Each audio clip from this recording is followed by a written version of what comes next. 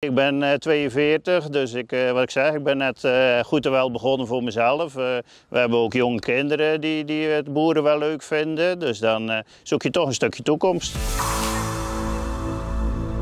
Dit is de Paulinapolder. Landbouw, boerderijen en toeristen vullen het gebied op. Maar dat dreigt zomaar eens te kunnen veranderen. Het is namelijk een van de mogelijke locaties voor een nieuwe kerncentrale. En die zou dan precies geplaatst worden bovenop het bedrijf van Ivo Haartse. Samen met zijn vrouw heeft hij een land- en akkerbouwbedrijf. En daarom is de mening van Ivo duidelijk.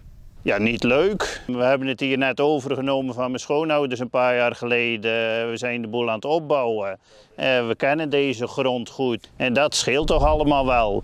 En op andere plekken in Zeeland is het veel droger of zwaardere klei. Nou ja, vind maar eens zo'n plekje weer terug. En dus is Ivo niet van plan snel toe te geven aan de situatie. En ook niet voor een zak geld. Alle onteigening, dat is toch ook een heel lang proces. Telkens die rapporten hoor je weer van eerst was het 2035 dat het moet draaien. En nu kwam het ook alweer dat het 2039 pas klaar is. Dus we zitten alleen maar langer in de onzekerheid. Mede door die onzekerheid en de verhalen die steeds meer neigen richting Paulinapolder gaat Ivo zich steeds grotere zorgen maken.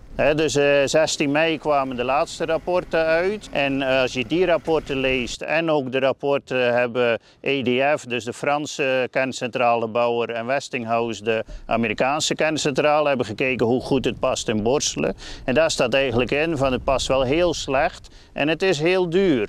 Ja, dan kijken ze heel makkelijk naar ons land. Er wonen toch maar een paar boeren en niks in de weg. Dus ik ben er wel bang voor dat het heel serieus is. De berekeningen zijn 2 reactoren met 60 hectare en daarnaast nog 60, 70 hectare bouwterrein. Dus de tekening was een deel van de Mosselbank en een deel van de polder. Maar de Mosselbanken wil Douw en Zeeland Seaports willen dat ook niet. Dus dan schuift het alweer allemaal de polder in. Tweede Kamerlid Sandra Beckerman kwam afgelopen weekend namens de SP een kijkje nemen en ging in gesprek met boeren en inwoners uit de buurt. Het belangrijkste is volgens haar dat inwoners minder worden buitengesloten en dat er meer eerlijkheid komt vanuit de gemeente. Er wordt dan ook eerlijkheid en inspraak geëist. SP is ook maar een kleinere partij, maar ze laten dan wel een tegengeluid horen. Maar zelfs GroenLinks of PvdA zijn er tegenwoordig ook niet meer zo hard tegen. Windmolens op zee is lastig, zonnepanelen hebben we nu te veel van of te veel stroom op een kort moment. Ja, ze moeten ook iets.